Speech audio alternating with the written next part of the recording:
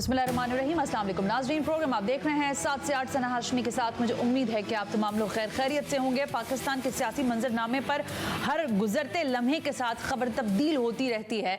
गुज़िश्ता रोज़ television screen पर वैसे तो देखा जा रहा था कि बड़ी खामोशी थी, तबातुर की खबरें आ रही थी, लेकिन जैसे ही इलेक्शन कमीशन ऑफ पाकिस्तान की जानिब से ये मरासला सामने आया कि सन 2024 जनवरी के आखिरी हफ्ते में पाकिस्तान में आम इंतखाबात के इनेकाद का ऐलान कर दिया जाएगा या होंगे, तो ज़ाहिर इस खबर ने बहुत ज़्यादा हलचल मचाई और सियासतदानों के दरमियान तो चप्पलिशें और चीज़ें जो चल रही हैं वो चल रही हैं, लेकिन उनको भी शायद एक थोड़ी आस जो है वो ठहर गई कि हाँ भाई इंतखाबात होने जा रहे हैं, क्योंकि चेमगोइयाँ बहरहाल मौजूद थी कि शायद इंतखाबात मजीद तवालत इख्तियार कर सकते हैं आइंदा आम इंतखाबात। लेकिन इंतखाबात के इनेकाद की खबर को अब सियासी हल्के कह रहे हैं कि ये मुबहम खबर है। अगर आपने इनेकाद करवाना ही है तो आप डेट अनाउंस करें। अल्लाह खैर सल्ला। मुर्तज़ा सुलंगी साहब से लेकर वज़ीर आज़म जो हैं काकड़ साहब, वो ये कह रहे हैं कि ज़ाहिर ये बहुत बड़ी खबर है जब इलेक्शन कमीशन ऑफ पाकिस्तान ने क्लियरली बता ही दिया है कि इलेक्शन का इनेकाद होने जा रहा है। अब उसमें बात रहेगी सिर्फ तारीख की। ये बात तो तय है कि इंतखाबात होंगे। तो वो कौन लोग हैं जो अभी तक इस खबर को मुबहम समझ रहे हैं या ये समझ रहे हैं कि शायद इलेक्शन ताखीर का शिकार हो सकते हैं, और अगर हो सकते हैं तो क्यों हो सकते हैं। लेकिन अभी जब मैं स्टूडियो आ रही थी तो ज़ाहिर खबरें देख रहे थे, मुस्लिम लीग नून का एक इजलास लंदन में बैठक आपको पता है कि हो रही है। मियां शहबाज शरीफ तो पहुंचे हुए हैं, मरियम बीबी भी पहुंची हुई हैं, लेकिन इजलास से गुफ्तगू की है साबिक वजीर आजम मियां नवाज शरीफ साहब ने। मैं इसलिए नाम ले रही हूं क्योंकि उन्होंने ये कोट किया है, इजलास की खबर आ रही है। मियां नवाज शरीफ साहब का ये कहना है कि 2017 में ज़ाहिर है उनकी हुकूमत को जिस तरह से हमने देखा, जो सारा सिलसिला रहा, उन्होंने कहा साजिश हुई है, और इस साजिश के उन्होंने कुछ किरदारों का नाम लिया है बाकायदा तौर पर, जिसमें साबिक चीफ जस्टिस साकिब निसार साहब का भी उन्होंने नाम लिया है, साबिक आर्मी चीफ का भी उन्होंने नाम लिया है, फिर ज़ाहिर है साबिक DGI का भी उन्होंने नाम लिया। अब ये वो बातें हैं, यानी ओपन सीक्रेट जिनको हम कहते हैं ना, ये वो सारी चीज़ें। उन्होंने कहा कि ये सारे लोग जो हैं ये मुसल्लत भी थे और इनका एहतसाब होना बहुत जरूरी है, और अगर ऐसा नहीं हुआ तो फिर चीजें आगे नहीं बढ़ेंगी। लेकिन बिलावल भुट्टो जरदारी साहब एक खास मौकिफ लिए हुए हैं और खुद पाकिस्तान पीपल्स पार्टी बड़े क्लियर नैरेटिव के साथ है, और वो कह रही है कि लेवल प्लेइंग फील्ड हमें चाहिए, और ये मुतालबा हम मुस्लिम लीग नवाज से कर रहे हैं। उन्होंने कहा किसी और से तो कर रहे हैं सो कर रहे हैं, लेकिन इनसे पहले मुतालबा कर रहे हैं कि लेवल प्लेइंग फील्ड जो है वो होनी चाहिए। आसिफ जरदारी साहब ने आज मुलाकात की है बड़े चौधरी साहब से, और उन्होंने कहा कि पहले बात तो आप ये करें कि मुस्लिम लीग नवाज और पाकिस्तान पीपल्स पार्टी कल तक इत्तेहादी थी, तो आज आमने सामने बैठकर एक दूसरे के ऊपर दुश्मन दराजी से परहेज करे तो बेहतर होगा। इधर सिंध में सिचुएशन ये हो गई है कि पाकिस्तान पीपल्स पार्टी ने हाथ भी तेज किए हैं, दांत भी तेज किए हैं, और वो कह रहे हैं कि MKM का गवर्नर जो है वो गवर्नर हाउस में हमें मंजूर नहीं है। इस सारे सियासी मंजरनामे पर बात करने के लिए इंपॉर्टेंट शख्सियात हैं जिनको हमने जहमत दी है। सबसे पहले YDSNG मेरे साथ मौजूद हैं शैला रजा साहबा। शैला साहबा, आपका बहुत बहुत शुक्रिया कि आपने वक्त दिया। टेलीफोन लाइन पर मुझे ज्वाइन करने जा रही हैं किश्वर जहरा, रहनुमा है MKM पाकिस्तान की, साबिक MNA भी है। मैडम आपका भी बहुत बहुत शुक्रिया। शैला साहबा, गुफ्तगू का आगाज मैं सबसे पहले आपसे करूंगी, लेटर ऑन भी मुझे ज्वाइन करेंगी। ये बताइए शैला साहबा कि अब जो सिचुएशन है, पहले इलेक्शन पे ही बात कर लेते हैं। ये क्यों, क्या आपको लगता है कि गैर संजीदा अमल है इलेक्शन कमीशन का कि उन्होंने बता दिया कि 2024 जनवरी के आखिरी हफ्ते में इलेक्शन का इनेकाद बहरहाल होगा, लेकिन फिर भी यकीन नहीं आ रहा? शेड्यूल देना चाहिए ना, एक तरीक़ा कार होता है। ऐसे एक मुबहम सबस से इंदिया सदे दिया कि जी होगा, एक शेड्यूल हम मांग रहे हैं, और अच्छा। हमेशा शेड्यूल दिया जाता है। तो ये मैं ही नहीं, जो भी जो है ज़ाहिर है सब ज़्यादा ही मुझसे सूझबूझ रखते हैं, और वो ये समझते हैं कि इस खबर को इस तरह से नहीं, पूरे एक शेड्यूल के साथ देना चाहिए। अच्छा, यानी कि अभी आपको लग रहा है कि ये क्लियर खबर नहीं है, ये सिर्फ एक फिलर के तौर पे सामने आ गई है खबर, इलेक्शन शेड्यूल जब तक नहीं आता? नहीं, मतलब अब मैं ये चाहती हूँ कि, और तमाम पॉलिटिकल पार्टीज ये चाहती हैं कि इसको पूरे एक तरीक़ा कार है जिस तरह से दिया जाता है कि इस तारीख को जो है नॉमिनेशन होंगे, इसको ये होगा ये होगा, इस तरह से करके ठीक हो गया। चलें इस पर आगे बहस क्या तारीख होगी आखिरी हफ्ते में। बहुत सारी तारीखें होती हैं। आखिरी हफ्ता जो है वो 23 से शुरू होता है और 30 तक चला जाता है, और इधर तो 24 से शुरू होकर 31 जनवरी तक जाएगा। ओके, तो तारीख जो है वो बहरहाल अपने आप में एक बात है कि तारीख का अनाउंसमेंट होना चाहिए था। अच्छा, मैं इस पे इलेक्शन पे वापस आती हूँ शैला साहबा, लेकिन जरा ये भी तो फरमाए ना कि ये जो कल आप लोग माशाल्लाह सारे कह रहे थे कि बड़े मुश्किल हालात थे और हमने नून लीग का साथ दिया, नून लीग कह रही थी कि भाई बहुत अच्छे लोग हैं ये पाकिस्तान पीपल्स पार्टी वाले, देखें हमारे बुरे वक्त में हमारे साथ खड़े हो गए। आज आप लोगों के हालात यकसर बदल गए मैडम, आप लोग एक दूसरे के खिलाफ भी बोल रहे हैं और बहुत जाहिर है शद्दोमत के साथ बोल रहे हैं। बिलावल साहब तो क्लियरली कुछ चीज़ों के ऊपर अपना स्टांस लिए हुए हैं, ये क्यों हो रहा है? अच्छा, दो बातें इसमें देखिए, जब हम पीडीएम में थे जब भी और जब पीडीएम में नहीं थे जब भी हमने एक दूसरे के खिलाफ इलेक्शन लड़ा है। गिलगित बल्तिस्तान के इलेक्शन थे, हम पीडीएम का हिस्सा थे। कश्मीर का इलेक्शन थे, हम पीडीएम का हिस्सा नहीं थे। ये एक 1 पॉइंट एजेंडा था जिसके तहत हम एक थे। अब दूसरी बात जो है वो ये है कि अगर आप हमारी तारीख देखें तो एमआरडी बनने के बाद से चाहे वो पीएमएल-क्यू के पास जाना हो या एमक्यूएम के पास जाना हो, हमने हमेशा वर्किंग रिलेशनशिप या कोई भी बात की है मुल्क के लिए वो पॉलिटिकल पार्टीज से की है। हमने ये नहीं कहा कि पॉलिटिकल पार्टीज चोर हैं, डाकू हैं, जो भी हैं, लेकिन आप किसी और से बात नहीं करेंगे। अभी हम हालिया एक पार्टी का अशर देखते थे कि वो कहते थे मैं पॉलिटिशियन से नहीं बात करूंगा, फलां से बात करूंगा। तो हम इस वक्त भी समझते हैं कि हमारा अच्छा साथ रहा, हमने बहुत अंडरस्टैंडिंग के साथ मुल्क की क्रेडिबिलिटी को बचाया। हमने बड़ी उससे IMF के जो एक माहिदा था उसको आज हम यहाँ तक पहुँचे कि लेवी जो PTI के ज़माने में तय हुई थी उसको उस तकमील दी, और जो कुछ उन्होंने किया था, बारूदी सुरंगें बांधनी थी मईशत पे, उसको हमने पाकिस्तान की क्रेडिबिलिटी को बचाया। अच्छा। और हम ये समझते हैं कि हमें अभी भी तमाम पॉलिटिकल पार्टीज ही से बात करनी चाहिए। हमने बहुत दफ़ा कहा हर मौके पे, चाहे जब मियाँ साहब का मसला पैनामा पे चल रहा था कि अपनी दाढ़ी दूसरों के हाथ में ना दें, खुर्शीद साहब की बात थी। इस वक्त भी हम चाहते हैं कि जो फैसिलिटीज PMLN को मिली हुई हैं, अच्छा, वो तमाम सूबों में पॉलिटिकल पार्टीज वो तमाम सूबे के लोगों को मिलनी चाहिए। वहाँ पे तो जो है काम हो रहे हैं, वहाँ पे जो है विलेज कमेटीज बना के अब गांव चमकेंगे जो है वो शुरू हो रहा है मलकवाल में, और उसमें और ऑर्डिनेंस निकाला जा रहा है। और मेरा सूबा जो क्लाइमेट चेंजेस से सबसे ज़्यादा मुतासर हुआ था, जिसमें 21 लाख खानदान जो घर थे वो तो बिल्कुल तबाह हो गए थे, और जो उसके डेवलपमेंट के बजट हैं दूसरे शहरी इलाकों के सबके, उसको आप रोक दें, पंजाब में आप ना रखें। अच्छा, लेकिन शैला साहबा इसमें काउंटर सुनेंगी? शैला साहबा, लोग ये कह रहे हैं कि देखें खुद जब अनाउंसमेंट आई मोहसिन नकवी साहब की पंजाब के लिए तो ज़ाहिर साहब ने कहा और बिल्कुल खबर में छपा भी कि मोहसिन नकवी आसिफ अली जरदारी साहब के बहुत करीब भी हैं, दोस्त भी हैं, मोहसिनों में भी उनको शुमार किया जा सकता है। आसिफ जरदारी साहब की एक अलग किस्म की उनके साथ दोस्ती है। तो मोहसिन नकवी, आपको लगता है कि वहां पर आप लोगों को लेवल प्लेइंग फील्ड नहीं दे पाएंगे? देखिए, दोस्ती अपनी जगह है, लेकिन वहाँ पे हमारा क्या स्टेक था? पंजाब में किन के मशवरों से गवर्नमेंट बनी थी? ये तो अगर मेरी दोस्ती आसिफ साहब की दोस्ती तो चौधरी शुजात से भी है, या विफाक में जो गवर्नमेंट थी तो उसमें तो आपने राजा रियाज के साथ आपको मामला तय करने। मैडम, जब PCB के चेयरमैन की बात आ रही थी, ज़का अशरफ को हटाने की बात पर झगड़ा हुआ, तो लीडर ऑफ द ऑपोजिशन नहीं थी ना आप। आहत चीमा, फवाद हसन, एक मिनट मेरी बात पूरी कर लें, फवाद हसन, फवाद, आहत चीमा, ये सारे वो नाम है कि फवाद हसन फवाद पे तो इलेक्शन कमीशन ने खत लिखा कि भाई आप किस तरह के नाम दे रहे हैं, और सिंध में आप चीफ सेक्रेटरी IG सिंध इन सबको आप हटा दें, उन्हें KP में भी ना रखें या लाहौर में रख लेते, उनको आप फारिग कर दें, और हमारे दूसरी जगह पे आप उन्हीं की हुकूमत के लोग, उन्हीं के चीफ सेक्रेटरी, मैं शैला साहब आपकी तरफ आती हूं, सेक्रेटरीज को रखें। तो ये हमें पूछना पड़ेगा, आपको पूछना पड़ेगा, पूछना बनता भी है। लेकिन मैं एक सवाल जरा किश्वर ज़हरा से पूछ लूं।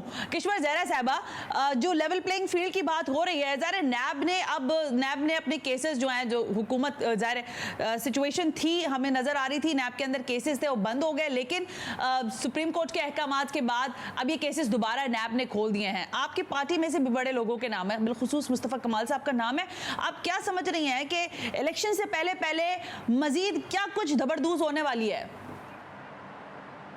देखिए, ये बात तो मैं भी कहूंगी कि इलेक्शन की तारीख का मामला अधूरा है, लेकिन हम उससे परेशान नहीं हैं। इलेक्शन हो तब भी हम खड़े हैं, अच्छा। इलेक्शन नहीं हो तो हम इंतजार कर लेंगे।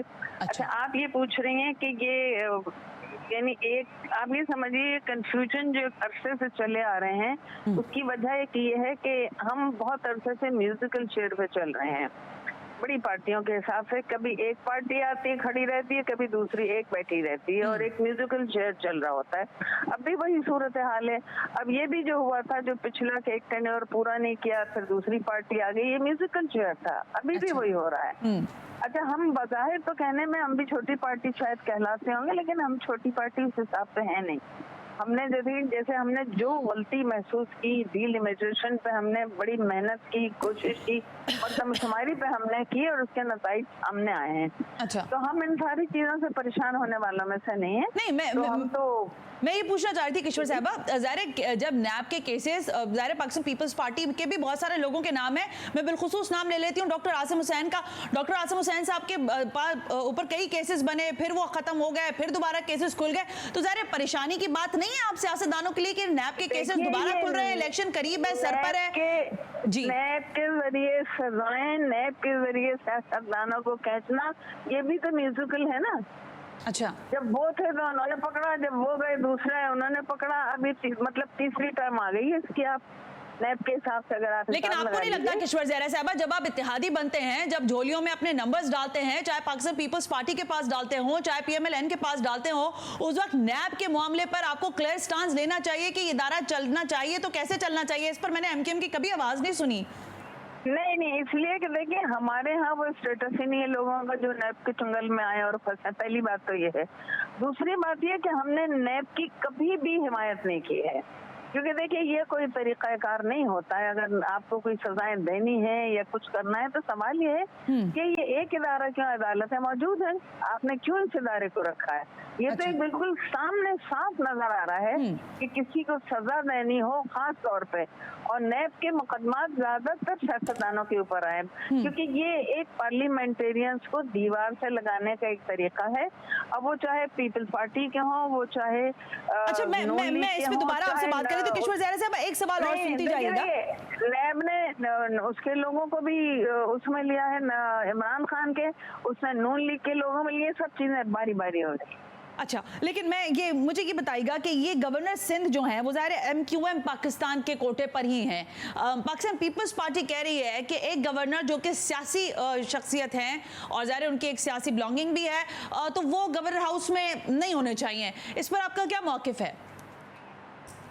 भाई, मेरा मौक़िफ़ ये है कि वो बिल्कुल इनका गवर्नर है, MQM का गवर्नर है, और उसमें क्या है, जो भी गवर्नर आते हैं उनकी एक्टिविटीज वो नहीं होती, लेकिन गवर्नर तो किसी न किसी पार्टी का होता है ना। पिछले गवर्नर देख लीजिए आप, किसके थे?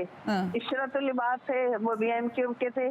फिर अभी जो केयर टेकर सेटअप चल रहा है ना किशोर ज़हरा साहबा, देखिए जुबैर साहब किसके थे? नून लीग के थे सारे गवर्नर। नहीं, मैं ये पूछ रही हूँ कि देखिए अभी जो सिचुएशन है उसमें ये ज़ाहिर है आपको इंतखाबात की तरफ जाना है, आप समझती हैं कि गवर्नर हाउस, मैं पहले शैला साहबा से पूछ रहा हूँ, शैला साहबा क्या आपको लगता है कि पॉलिटिकली तौर पर कहीं ना कहीं टिल्ड होगा गवर्नर हाउस का भी, और वो कहीं ना कहीं पूरी मशीनरी को इस्तेमाल कर सकेंगे ड्यूरिंग दैट इलेक्शन प्रोसेस जो कि अपकमिंग है? शैला। अच्छा, देखिए यहाँ पर जब मैं बात करूँगी तो मैं किसी की शख्सियत पे नहीं बात करूँगी, एक पॉलिटिकल स्टांस से बात करूँगी, क्योंकि जब हम किसी सूबे में, किसी शहर में रहते, हमारे किसी भी पार्टी के साथ एक तो पार्टी लेवल होता है, लेकिन बहरहाल रोज़ाना के रिश्ते होते हैं। किशोर ज़हरा हैं, मैंने किशोर बाजी कहती हूँ, हम पहले गले मिलते हैं, बाद में बात करते हैं। इसी तरह कामरान चिश्ती साहब हैं, मेरे लिए उनकी बड़ी इज्जत है, लेकिन इस वक्त केयर टेकर सेटअप है और इस वक्त अगर हम उन पे एतराज़ कर रहे हैं तो एक हमें जिस तरह से वज़ीर आला और दूसरे हमारे मुख्तलिफ मिनिस्टर्स हैं इस वक्त कैबिनेट में, वो नॉन पॉलिटिकल हैं, तो हम समझते हैं कि ये भी नॉन पॉलिटिकल होना चाहिए। अच्छा, एक ब्रेक ले लेते हैं, ब्रेक से वापस आते हैं तो जरा इस पर भी बात कर लेते हैं कि शैला साहिबा के खिलाफ, यानी पाकिस्तान पीपल्स पार्टी के खिलाफ, शैला साहिबा है कि पाकिस्तान पीपल्स पार्टी के खिलाफ एक इत्तेहाद है जो सिंध में बनता हुआ दिखाई दे रहा है। MQM पाकिस्तान हो या GDA हो, ये तमाम लोग बड़े क्लोज नेक्सस के साथ मुलाकातें कर रहे हैं। पिछले दिनों JUIFA के लोगों से भी बड़ी जिसे कहना चाहिए तवील नशिस्त हुई है MQM पाकिस्तान और GDA के दरमियान। क्या पाकिस्तान पीपल्स पार्टी को सिंध में टफ टाइम देने का वक्त आ गया या नहीं? इस ब्रेक के बाद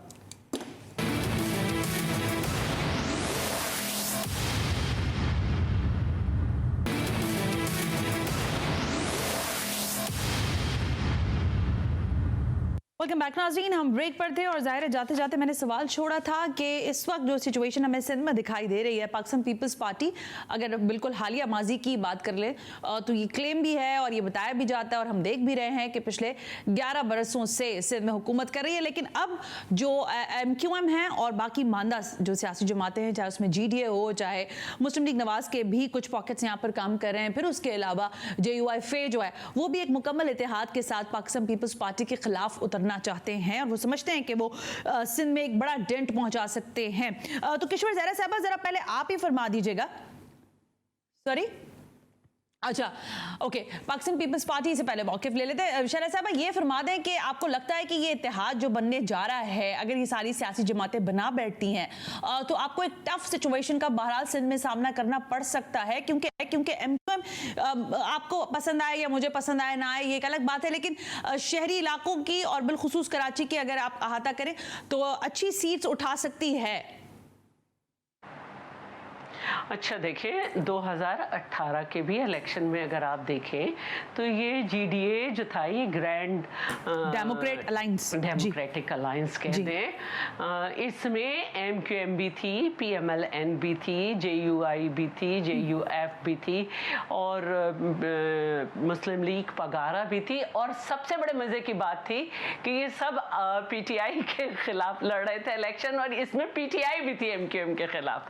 तो ये कोई नई बात नहीं है, पॉलिटिकल पार्टीज का राइट है कि वो अपना एक अलायंस बनाए। ये 2018 में भी था, 2013 में ज़रा कुछ कम पार्टीज थी और अभी ये था, कोई ऐसी बात नहीं है। और जहाँ तक बात है, हर पार्टी का राइट है कि वो काम करे, ज़्यादा से ज़्यादा अपना कैंपेन चलाए और सीटें हासिल करने की कोशिश करे, ये कोई ऐसी बात नहीं। लेकिन शैला साहब, मेरे सवाल इससे शायद मुख्तलिफ होगा आगे जाके। किशोर ज़हरा साहब, ये जो अलायंस आप लोग बना रहे हैं, शैला साहब कह रही हैं कि 2018 में तो आप सारों ने मिलकर इलेक्शन लड़ा PTI के खिलाफ और PTI भी आपकी इत्तेहादी हो गई और ज़ाहिर है सिंध में पाकिस्तान पीपल्स पार्टी को आप लोगों ने डेंट, हाँ, सिंध में आप लोगों ने पाकिस्तान पीपल्स पार्टी को डेंट पहुंचाना था, हुआ कुछ नहीं, सारे हाथों से आपको जैसे कहते हैं ना, सारा शिराजा बिखर गया।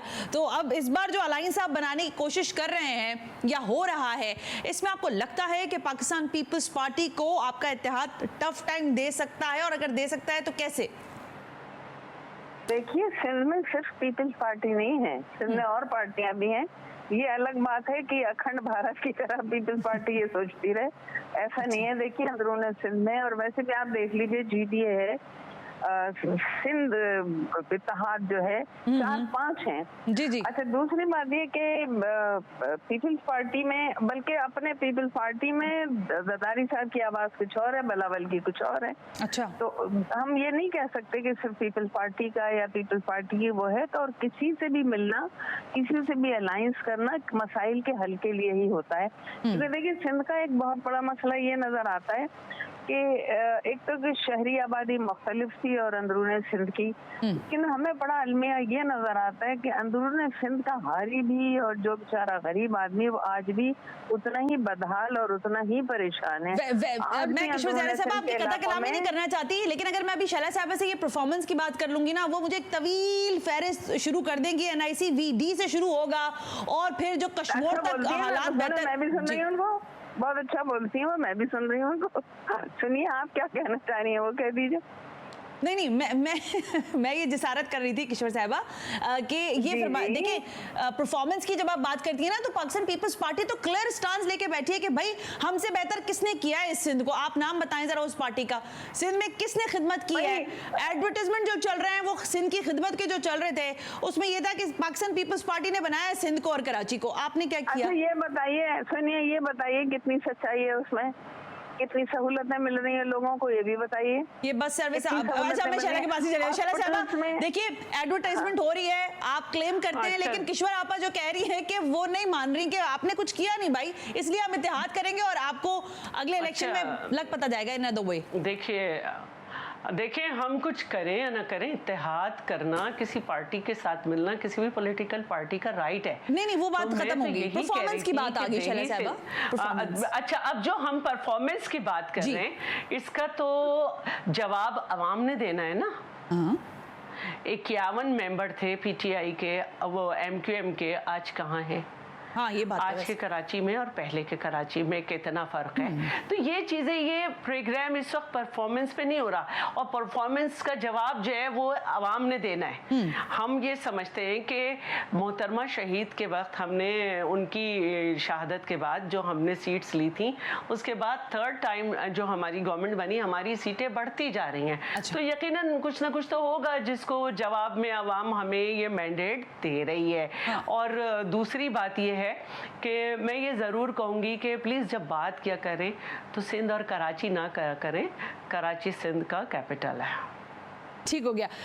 शैला साहिबा, जो किशोर साहिबा बात ये है कि 51 से 7 सीटों का सफर आपने इतनी तेजी से तय किया है कि आपके हाथ में कुछ रहा नहीं है कराची वालों को देने के लिए, और जैसे शैला साहिबा कह रही हैं कि सिंध का हिस्सा है कराची, उसका कैपिटल है, तो आप इसको अलग करके क्यों बोलते हैं?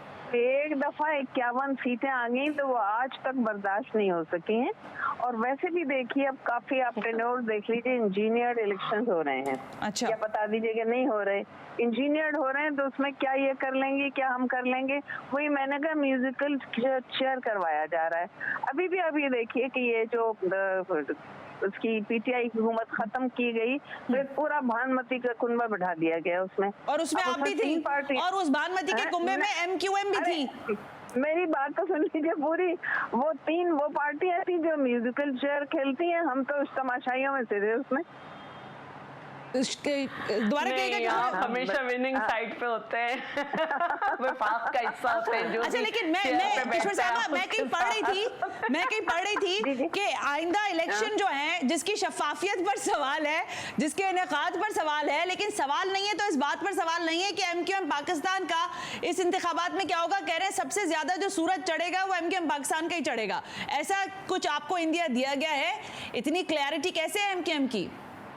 नहीं, एमक्यूएम को जो माइनस किया गया ना उस इंजीनियर इलेक्शन में, तो लोगों को पता चल गया। अच्छा, एमक्यूएम जैसे भी थी, जो भी थी, वो काम तो कर रही थी, किया है उसने काम। लेकिन ये कि ये एक इंजीनियर इलेक्शन करवाने के बाद जब हमारी सीटें मुख्तसर कर दी गई, उसके नतीजे भी सामने मौजूद हैं, तो इस वजह से मुमकिन है। माइनस होने के बाद अब आप लोग बहुत सारी जगहों पर प्लस प्लस प्लस भी होते जा रहे हैं ना, यानी प्लस प्लस प्लस। नहीं, लोगों को भी ऐसा, वो वोटर हो जो कुछ जबरदस्ती से या कुछ दिल से पीटीआई की तरफ गया, वो सब वहाँ नहीं है। अच्छा, वो वोटर। अच्छा ठीक है। मैं शैला साहबा, एक सवाल मेरे जहन में आ रहा था, ये फरमाइएगा कि इस वक्त जब हम देख रहे हैं कि इंतखाबी अमल के लिए, बहरहाल आप ये कह रही हैं कि डेट तो अनाउंस नहीं है, लेकिन एक क्लैरिटी कम से कम ये है कि 2024 जनवरी के आखिरी हफ्ते में इलेक्शन हो जाएंगे। अब अगर मैं आपसे ये जानना चाहूँ और आवाम ये सुनना चाहे कि आप अपनी इलेक्शन कैंपेन में किस चीज़ का, जैसे अभी किशोर साहबा कह रही थी कि आइडियोलॉजी अगर पाकिस्तान पीपल्स पार्टी की देखें तो आसिफ अली जरदारी साहब कुछ और बात कर रहे हैं, बिलावल साहब की अपनी एक नरेशन है, तो क्या कौन लीड करेगा इस पूरी सिचुएशन में? आसिफ अली जरदारी साहब या बिलावल साहब लीड करेंगे? ऐसी कोई बात नहीं है। सीईसी के फैसले जो हैं वही माने जा रहे हैं। अगर किसी जगह पे आसिफ साहब ने ये कह दिया कि जारहाना अंदाज रुक जाओ, मैं देख रहा हूँ, तो ये कोई ऐसी बड़ी बात नहीं है, क्योंकि वो पूरे पाकिस्तान की पॉलिटिकल पार्टीज के ऊपर ये अहलियत रखते हैं कि उनको साथ लेकर चलते हैं। और जब हम बार बार बात कर रहे हैं कि PMLN लेवल प्लेइंग फील्ड दे, तो ये उसी कॉन्टेस्ट में कर रहे हैं कि हमें पॉलिटिकल पार्टीज से बात करनी है। अगर किसी पॉलिटिकल पार्टी को ज़्यादा संवारा जा रहा है, उसको लाडला बनाया जा रहा है, तो हम उससे पूछें कि भाई ये क्या हो रहा है। पहले भी इसी तरह और लाडला जो है वो पैदा ना होने दिया जाए, एक और लाडला। अब जी मैं यही कहना चाह रही हूँ कि अगर हम पॉलिटिकल पार्टी से शिकवा नहीं करेंगे तो किससे करेंगे। ठीक हो गया। मैं एक ब्रेक की इजाजत दीजिएगा, एक ब्रेक की इजाजत दीजिएगा। सायरा बानो साहिबा भी मुझे ज्वाइन कर रही हैं। बस दूसरी बात आप जी, मैं ब्रेक ले लूं, शायद एक से वापस आकर पूछ लेते हैं कि ये जो बात कह रहे हैं कि लाडला किसी और को ना बनाया जाए, तो क्या वाकई फिर एक मर्तबा दोबारा वही सारी कहानी जो है वो दोहराई जा रही है या दोहराने के अमल पर है? इस पर बात करते हैं इस ब्रेक के बाद।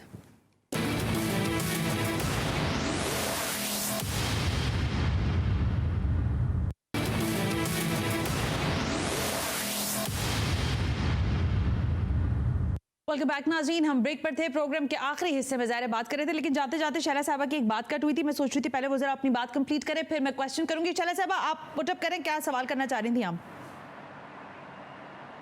नहीं, मैं सवाल नहीं करना चाह रही थी। आपने कहा था कि अगर हम इनसे परफॉर्मेंस पूछेंगे तो ये कह देंगे कि NICVD आप क्या लेकर जाएंगे अवाम में। हम बेहतरीन सेहत की सहूलियात के साथ इंफ्रास्ट्रक्चर पे काम हुआ है। अगर यूरोपीय यूनियन की आप वेबसाइट देखें तो सक्सेसफुल प्रोग्राम 20 लाख से ज़ायद ख़वातीन जो हैं मुख्तलिफ 20 लाख ख़ानदान की उनकी इकनॉमिक एम्पावरमेंट है। इसके अलावा हमारा सिंध जो है वो अपने पैसे से बिजली प्रोड्यूस कर रहा है, जिसके 660 मेगावाट से ज़्यादा हम नेशनल ग्रिड में जमा करा रहे हैं। नूरियाबाद से हम 100 मेगावाट कराची को दे रहे हैं। हमारे थर में जो है बेहतरीन किस्म के जो हैं डैम्स बने हुए हैं इतने सारे, और बहुत सारे हमारे पास बहुत कुछ लंबी फहरिस्त है ना, और लंबी फहरिस्त है। मैं यही कह रही थी फैसला करेगी। लेकिन शैला साहबा, आपके पास इस फहरिस्त में गटर के ढक्कन नहीं है। जब MQM के 51 थे, जब भी वो हमारे कोलिशन पार्टनर रहे, उससे पहले भी जब हम जीत कर आए मोहतरमा की शहादत के बाद, उस वक्त भी हमें ज़रूरत नहीं थी, हमारे सिंपल मेजॉरिटी थी। हमने जब भी वर्किंग रिलेशनशिप रखी, और अल्हम्दुलिल्लाह हमें ये मालूम है कि जो कुछ करना है इस मुल्क के लिए वो पॉलिटिकल पार्टीज नहीं करना है। आपने जो फहरिस्त, शैला साहबा मुझे मैं सवाल करूं आपसे, शैला साहबा जो फहरिस्त आपने बताई अपनी ज़ाहिर परफॉर्मेंस की वो बेहतरीन है, लेकिन इसी शहर में रोज़ाना की बुनियाद पर गटर के ढक्कन ना होने की बुनियाद पर बच्चे पूरे घराने गटर के अंदर मर गए, खत्म हो गए रोजाना। अभी केयर टेकर सेटअप को आए हुए तो महीना भी नहीं हुआ, अभी शायद महीना हुआ है। इससे पहले जो आपके पास पूरा इख्तियार था मैडम, मेरी थोड़ी सी सवाल सुन लीजिएगा ना। सही कह रही हैं जी। मुझसे देखिए सना, मुझसे ज्यादा कौन जानता होगा। मैं इसीलिए बड़ी मुश्किल से मैंने ये सवाल किया है, लेकिन मुझे मजबूरन करना पड़ा। 2005 में एक मिनट मुझे बात करने दें जी। मेरे अपने बच्चे 2005 में जब पाकिस्तान में डंका बज रहा था कि बहुत जबरदस्त मेयर हैं कराची के, उस वक्त खुले वे जो है ना जगह पे मेरी गाड़ी गई थी और मेरे दोनों बच्चों की डेथ हो गई थी। तो ये कराची इतना बड़ा और इतनी फैली हुई आबादी है कि अब जब जहाँ पर मुंतखब जो है वो लोकल गवर्नमेंट आ गई है, तो जिस इलाके के अब मैन होल खुले हुए हैं ये वहाँ के लोगों की जिम्मेदारी है, क्योंकि ढक्कनों की कोई कमी नहीं है और बड़े डिफरेंट तरीके के इंट्रोड्यूस कराए गए हैं जो चोरी भी नहीं हो सकते। तो ये तो इलाके के काउंसलर्स और उनका काम है कि वो देखें, इसकी कमी नहीं है। ठीक हो गया। ज़ाहिर मुझे माजरत दीजिएगा इस बात पे शैला साहबा कि मैंने ज़ाहिर सवाल मुझे करना ज़रूरी था, लेकिन हकायक आपने बिल्कुल दुरुस्त कहा कि आपके अपने घर में ऐसा सानिया हुआ कि ज़ाहिर वो इसी सारी पादाश में था कि इस शहर का इंफ्रास्ट्रक्चर आज तक हमारे संभालने में नहीं आ रहा। कश्मीर ज़ाहिर साहबा, प्रोग्राम का वक्त बिल्कुल ख़त्म हो रहा है, लेकिन आपको लगता है कि इलेक्शन का जो ज़ाहिर साल 2024 है, इसमें MQM पाकिस्तान किसी तरह से कम बैक करेगी, या अगर कम बैक नहीं कर सकी, जो अभी आपकी रिवायती हलकों में है सिचुएशन, जिस तरह की 7 या लगभग 10 सीट्स हमने सुना है कि शायद आपके पास दोबारा आ रही हैं, उस तरह की सियासत हो रही है, या आप समझ रही हैं कि हल्का बंदियों के मामले पर आप दोबारा किसी किस्म का स्टांस लेंगे और फिर इलेक्शन की जो पूरी गर्द है ये फिर बैठ जाएगी शायद? देखिए, पहले तो मैं ये समझा दूं कि ये गलतफहमी गलत है कि हमारे बारे में, क्योंकि हमें 10 सीटें मिल रही हैं या 14 सीटें मिल रही हैं, इसलिए नहीं मिल रही कि कोई इंजीनियर हमारे लिए करके दे रहा है, बल्कि ये कि हल्का बंदियों से जो बेहतरी आई है, मर्दमशुमारी के हवाले से देखिए जो नताज आए थे, हमने मानने से इनकार भी किया और हमने बलदियाती इलेक्शन में हिस्सा नहीं लिया, ठीक हो गया। इसलिए कि आपको पता चले। सुनिए, फिर हम फील्ड में उतरे, हमने निकाल पे फिर दिए तो 85 लाख की आबादी निकाल के रख दी जो गिनी ही नहीं गई थी। लेकिन हम शुक्रगुजार हैं इलेक्शन कमीशन के, उन्होंने इस बात को एडमिट किया। देखिए, कराची का बर्बादी के असबाब में सिर्फ जल्दी आपको बता दो 2-4 कि देखिए 18वीं तरमीम इसलिए लाई गई थी और बहुत बड़ा दिल किया था जरदारी साहब ने कि मैं अपने तमाम अख्तियार निचली सतह पे दूंगा, लेकिन वो निचली सतह सिर्फ उस गवर्नमेंट तक आई, प्रोविंशियल गवर्नमेंट तक आई, उसके बाद जाने थी वो बलदियात में जाने चाहिए थे ना, इख्तियारात नहीं गए, बल्कि मुस्तफा कमाल के बाद 7.5 साल कराची में इलेक्शन ही नहीं हुआ। आप ये बताइए, इतना ओवर पॉपुलेटेड कि आज भी हर दिन के हिसाब से आबादी बढ़ रही है, और शहर में जब इतनी आबादी बढ़ जाए तो क्या सेवरेज का होगा, क्या आज भी पानी नहीं है, टैंकर किशोर साहब, मुझे वक्त खत्म हो गया, वरना किसी रोज इस पर बहस कर लेंगे कि हम इस मुल्क के हवाले से भी फिर अगर बिलखुसूस सिंध में ही बात कर लें और फिर उसको भी आधा करके कराची की बात कर लें, तो परफॉर्मेंस ओरिएंटेड काम किस सियासी जमात ने किया, शायद ये आज भी क्वेश्चन है। हम इलेक्शन लड़ेंगे, हम आवाम से मैं बस एक बात कहूंगी कि 1965 से 2 पानी की लाइनें कराची को पानी दे रही थी, तीसरी बड़ी लाइन मोहतरमा ने दी, बाकी अभी K4 के मामले पर आपको पता है यूनुस ढागा साहब को हटा दिया गया, लेकिन वो K4 के मंसूबे की फाइलें जो हैं वो आज भी सामने लाने, बताने और दिखाने से सारे ही कासिर है। मेरा ख्याल है आज के प्रोग्राम से इजाजत दीजिए। शला साहब, बहुत बहुत शुक्रिया वक्त देने के लिए। उस पे काम कर रही थी और हमारा काम था पैसे देना। शला साहब बहुत बहुत शुक्रिया। किशोर ज़ाहरा साहब आपका भी बहुत ज़ाहिर आइंदा आने वाले दिनों में ये बात होती रहेगी कि पाकिस्तान में इलेक्शन के इनेकाद के बाद सियासी जमातों का परफॉर्मेंस उससे पहले क्या रही है, और अगर इनेकाद होता है इलेक्शन का, जो कि होगा इलेक्शन कमीशन के मुताबिक, तो उसमें इनकी कैंपेनिंग क्या होगी, इस पर बात करेंगे आइंदा प्रोग्राम्स में। आज के प्रोग्राम से इजाजत दीजिए। अल्लाह हाफिज।